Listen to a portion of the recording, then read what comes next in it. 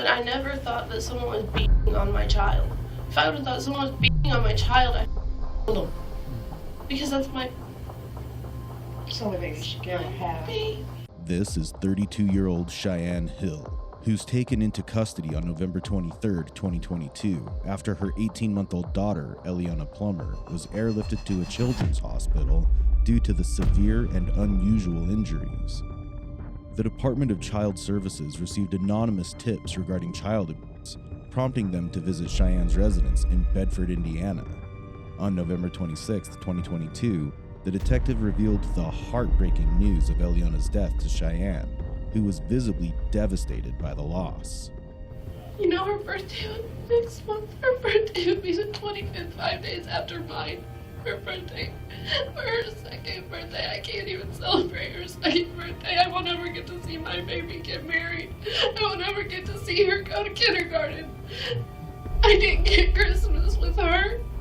As the investigation continued, the detective grew suspicious of Cheyenne's defensive behavior and blame shifting. While she portrayed herself as a grieving mother, hidden evidence threatened to shatter her teary facade, revealing a darker, more sinister truth. What began as a heartbreaking tale of loss would soon spiral into something far more chilling, exposing the monstrous side of a seemingly loving mother. Are you seeing a pattern here that I'm telling you about?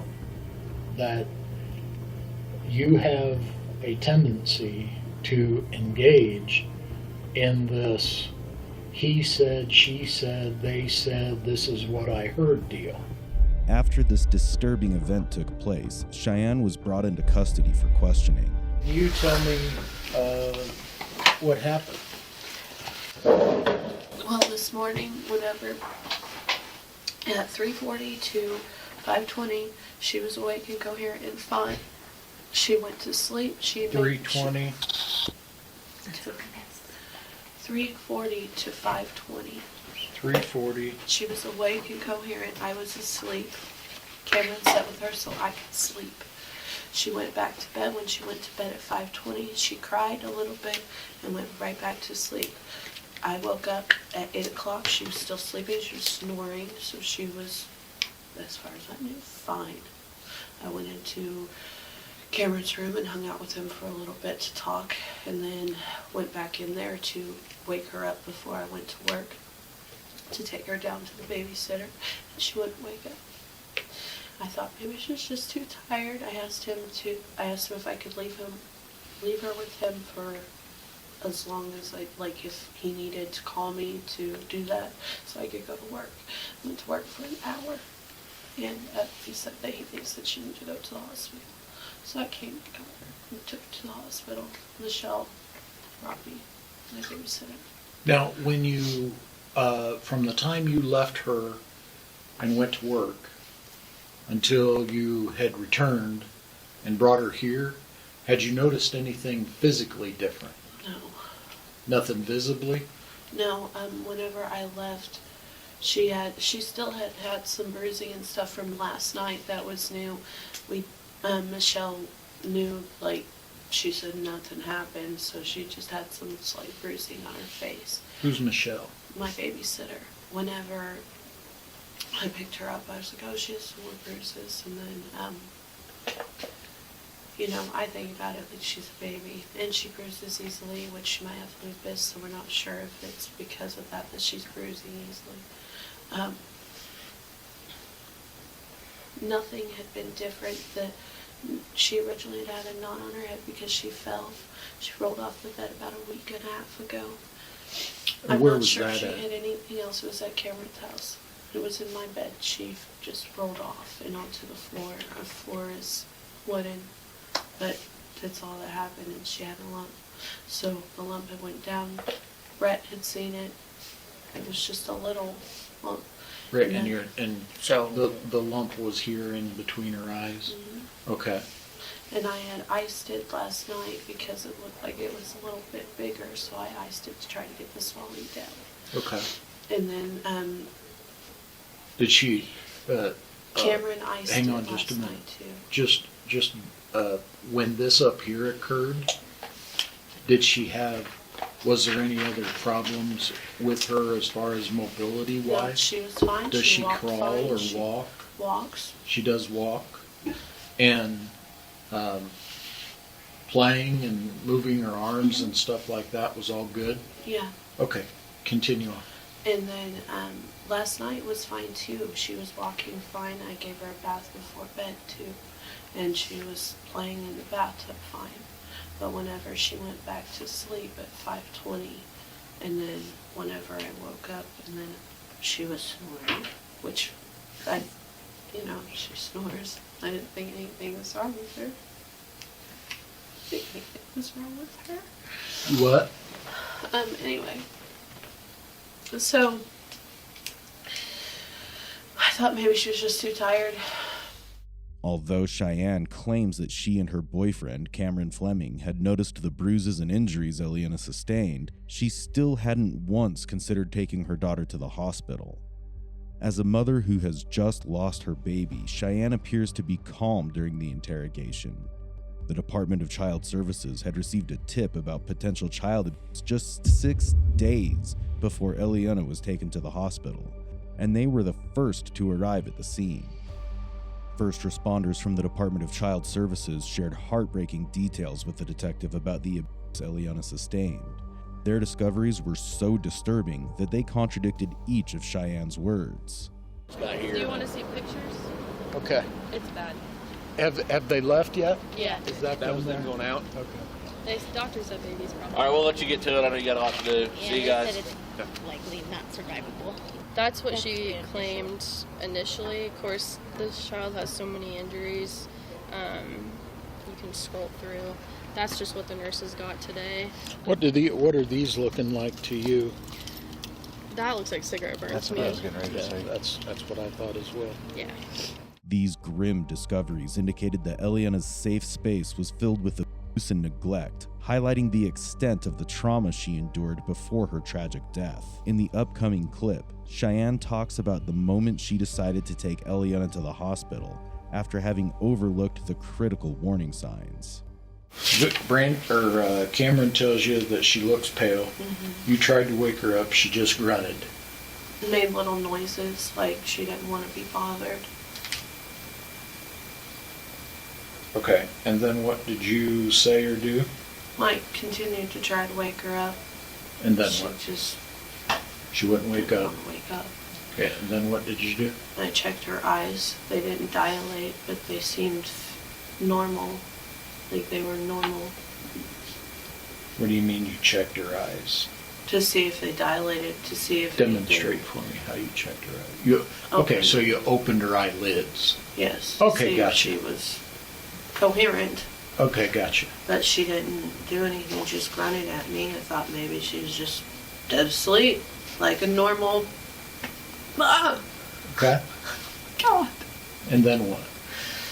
But she had started the posturing then apparently, because I noticed that she had been doing this with her hands and her feet.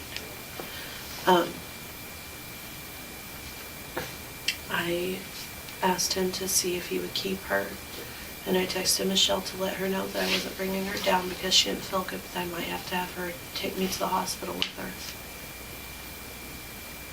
I left at about 9:30 to go to work. I walked.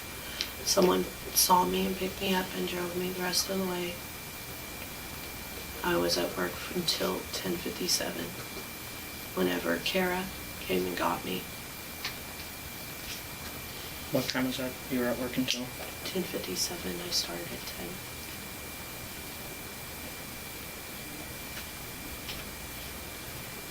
And I was texting him the whole time trying to see if I needed to come home and take her to the hospital.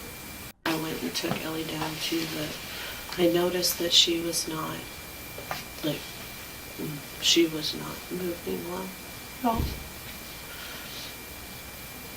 So I picked her up, and when I did, I put her clothes and her coat on her and her blankie, and I grabbed her bag and I took her down. And when we got here, I noticed that she was kind of cold and did all this stuff here. Why didn't anybody just call 911 for an ambulance? I don't know. Just went, got my daughter and took her in. Okay. Just faster that way, I think. I don't know. I don't think about it like that. I just picked up my daughter and brought her to the hospital. Absolutely. Absolutely. The whole time she was fine until she wasn't. She showed no signs of great bleeding or anything like that. She was rocking. She can't talk, but she was fine. So on 11/17 Thanks. at 1:38 p.m., a report was made to the hotline alleging mom had neglected her daughter.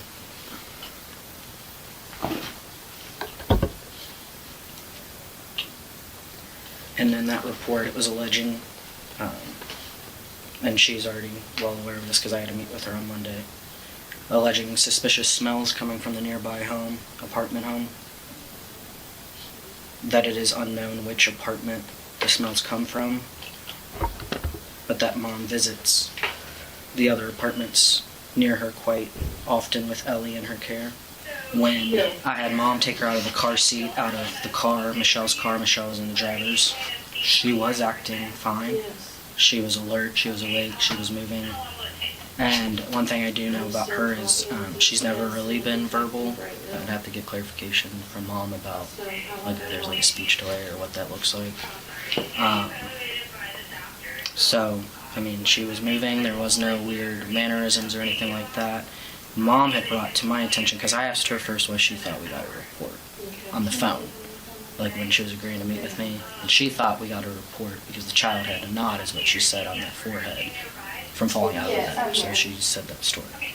When I went and saw her, I didn't see a knot or anything raised in the middle of the head, not even, really a mark on her head. Pardon me.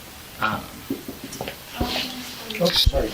So then, it was a pretty quick meeting. Mom did drug tests. She has only admitted to the use, and we're still waiting for those results back. She had put her back in her car. Last thing I had seen from her was her strapped in, rear facing, and then waving to mom, and then starting to cry because she didn't want her mom to go work and stuff. So Cheyenne's hidden truths were finally coming to light. Despite her insistence on portraying herself as a considerate mother, Cheyenne discloses that it was Cameron who urged her to take Elliaunna to the hospital. Furthermore, the reports received by the Department of Child Services exposed the disturbing environment in which Elliaunna had been living and the neglect she suffered at the hands of her mother. A few days later, Cheyenne is brought back to the detective's office, this time accompanied by her mother for additional questioning. However, her demeanor from this point on changes entirely. The pathology report it's the medical personnel's.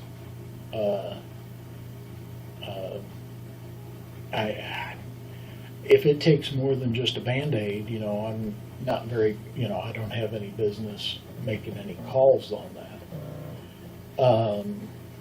So until that path is back, and she told me at autopsy that it could be up to 3 months, which was November, December, January, February. So It should be so. well, today's the 7th, and that was the 23rd, so hopefully within the next few weeks. In regards to the size of the hand, there is a possibility of that as well. There are variable factors that's going to come into play in that.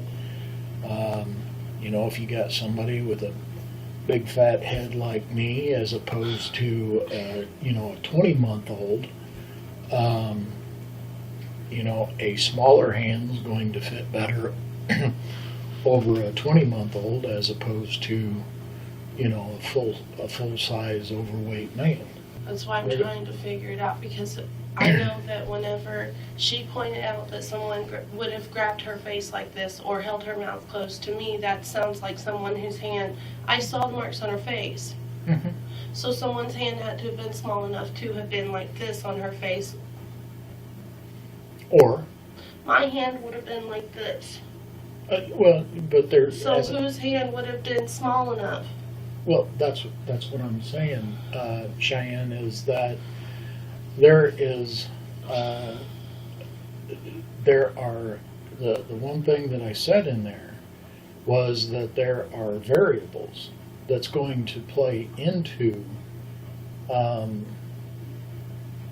those markings. And that is, if you have, first of all, you are assuming that that mark was, that hand is placed in this manner.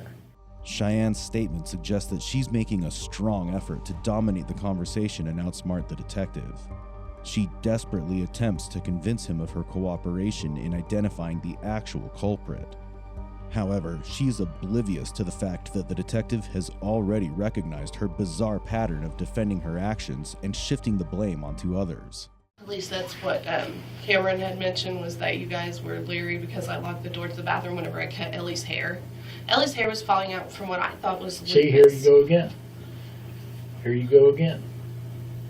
At no point in time did I ever say or give any indication, nor did anybody else, that why would I care if you locked the bathroom door? As far as I knew, you were going to the bathroom. Because that's what Cameron said. Well, are you seeing a pattern here that I'm telling you about? I know Mom's picking up on it.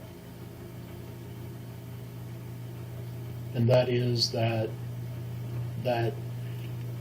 you have a tendency to engage in this he said, she said, they said, this is what I heard deal.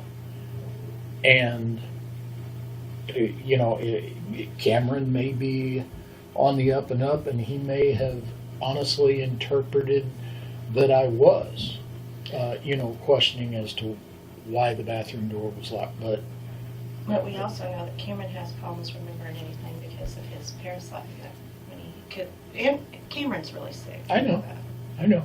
And he might just have trouble putting stuff together because he really does. But he didn't remember that the one guinea The pig had July. died, right?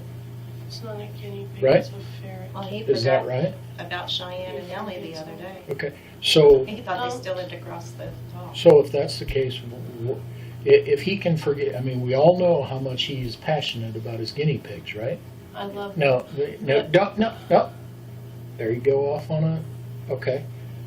Am I correct, yes or no, that Cameron, Forgot about Polly dying, yes. and he's And passionate he about forgot that, about and Ellie's he's, dying the other day. and he's passionate about it, right?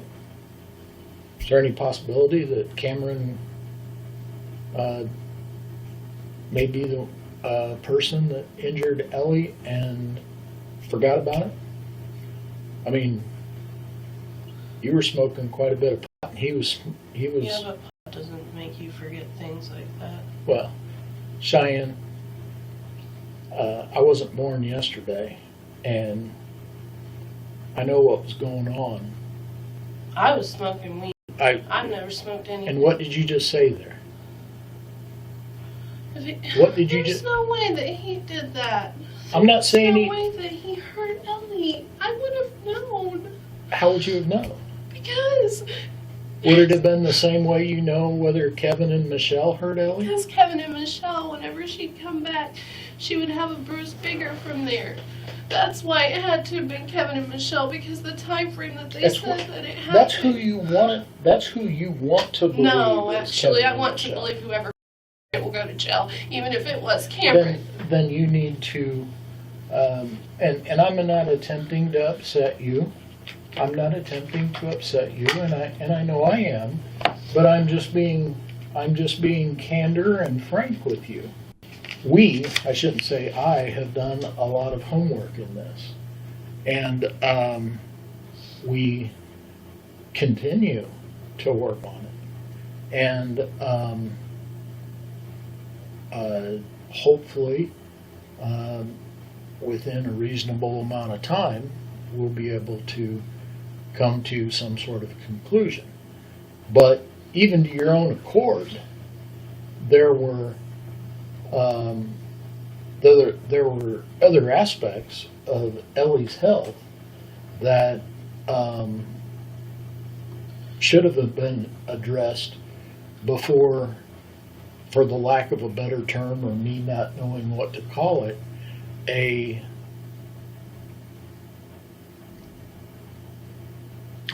lethal blow, if you will. I mean, there was weeks prior to her death that she had an obvious head injury. No, it wasn't weeks. What? It had only been a week. As far as I know, it had only been a week. She fell off the bed is what I thought happened to her.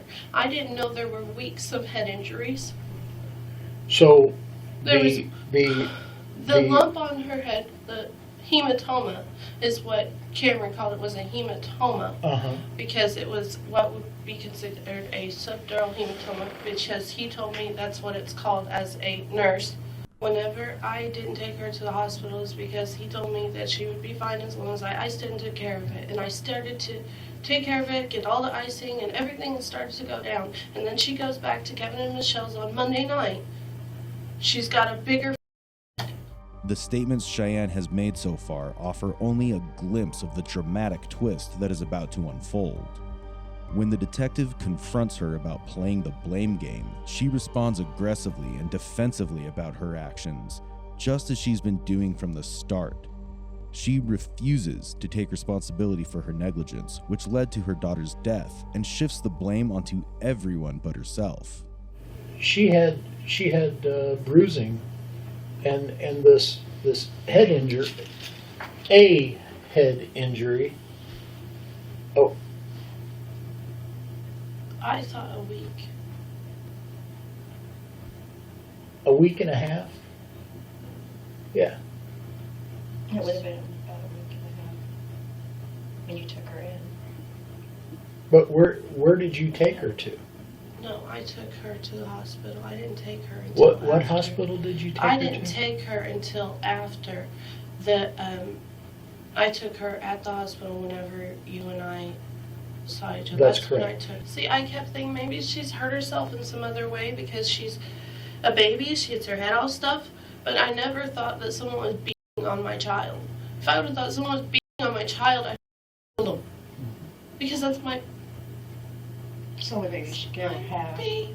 Don't get it. You don't get it because she was my daughter. She slept like that. She slept like the dead. And it sucks because I didn't know. And I will always feel that pain that I didn't know to take her to the hospital. That was my baby and I never would have put her in that position. I never would have left her to die. She was my child. She was my everything. I would have given my life for her. And you have no idea how badly that hurts me that I didn't take her in. That I didn't know to take her in. I went to work for an hour of my time, and I feel terrible for that so much so that I can't even go back to work. You don't know what it's like. Don't act like you do, because I didn't forget about her. I spent the entire time trying to figure out whether or not she'd wake up. I asked people at work whether or not it was normal for babies to do that. That's what I did. I asked them at work. You can ask them. Asked Evelyn. I asked her, I said, is it normal for a baby to sleep like that? Because I thought she hit that stage of REM sleep. That's what I thought. But no, I was wrong for going to work to provide for my family, right? I've done nothing but try to take care of her.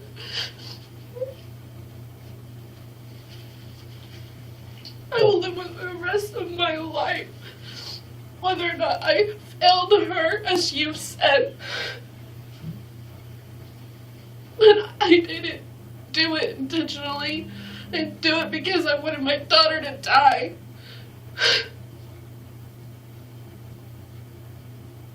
I would give anything to have her back, and I won't get her back. I spend every day crying. I have PTSD so severe that and I don't know what to do. Counseling's supposed to help, and I'm not going to counseling because I don't think it will. I'm losing my mind. He was my one and only.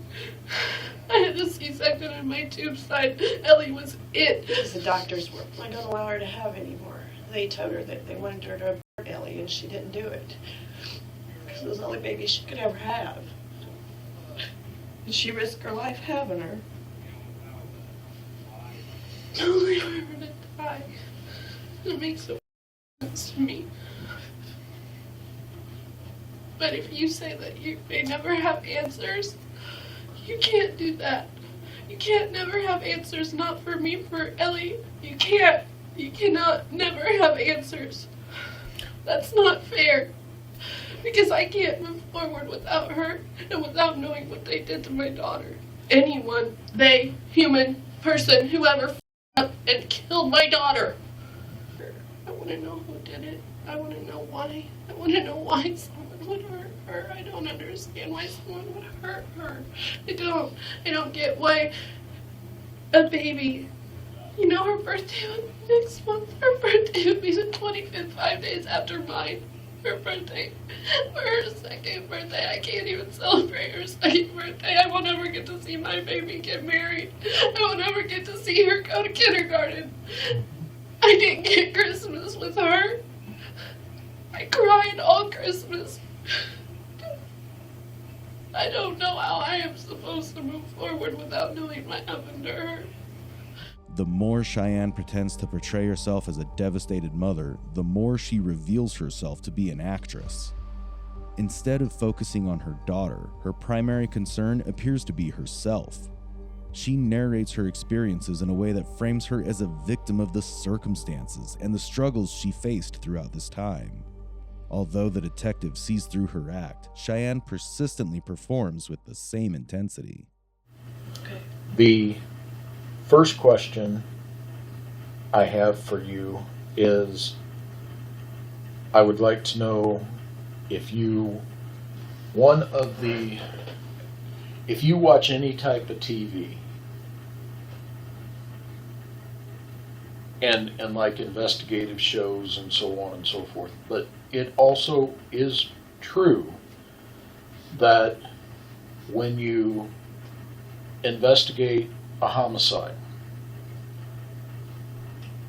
the course of action that takes place is, who are the first people that you have to clear? Mm-hmm. Do you know the answer to that? No.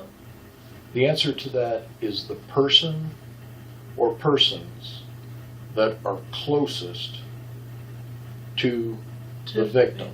Yeah, okay. Okay? And that's obviously going to be you. Yeah. We have to clear you.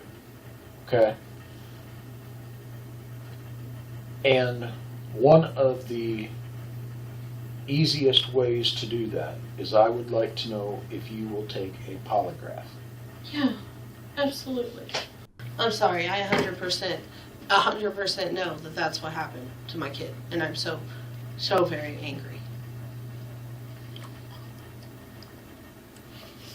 Because I keep thinking about the fact that they were meeting me outside and they weren't, I hadn't hung out with Kevin. I didn't even think anything weird could have been going on. But now... Let me back up and say, sorry. You had said you were 100% know that that's what happened. That they had to have murdered my daughter. I know that they had to have murdered my daughter.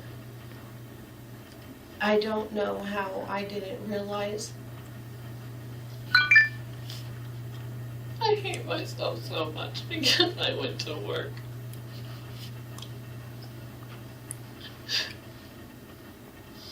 It's literally, it's like a freaking nightmare, and I have every night that I should have done something more. But there wasn't anything I could have done because she was already brain dead because they on my baby. Despite all her efforts to avert the consequences of her actions, detectives couldn't overlook the clear evidence. They realized that Cheyenne held a disturbing view of her daughter. Before Elliaunna's death, Cheyenne compared her little daughter to the serial killer Jeffrey Dahmer, even going so far as to label her as not a nice kid. So far, detectives couldn't understand the motive behind her horrific actions, but they did reach one conclusion. One of Cheyenne's co-workers reported that Cheyenne blamed Elliaunna for being the reason her boyfriend Cameron wouldn't marry her. In September 2023, nearly a year after her daughter's death, Cheyenne's victim mentality remains unchanged. Morning. Is that your son? Yes, ma'am. This is Cheyenne. Well, he knows who I am. I was advised not to speak with you without my attorney. It's up to you. Why am I here? Why am I speaking with you? Why did you do this to me? I didn't do it to you. You did. No, I didn't. My attorney. If you don't is want to be talk to present. me, get out. I did. If My you don't attorney want is to to talk be to me, get out. On January 2nd, 2024, a Lawrence County, Indiana jury found Cheyenne Hill guilty of child neglect resulting in the death of a toddler. On April 23, 2024, Lawrence County Superior Court Judge John Plummer sentenced Cheyenne to 30 years in prison. Elliaunna's father, Aaron Plummer, expressed profound grief and anger, stating that the tragedy led him to attempt suicide. He also said, "I will never have the chance to be her father. It sickens me to the point of hate." As today's case concludes, a series of unsettling questions linger. What led Cheyenne to justify her neglectful behavior? And how could she be so blind to the irreversible consequences of her actions on her own child? Was it ignorance or a deliberate act of indifference? Had the Department of Child Services been more proactive after receiving tips, could Elliaunna's life have been saved? This case compels us to reflect. What changes need to be made in the system, and what resources are needed to ensure such horrific crimes are never repeated?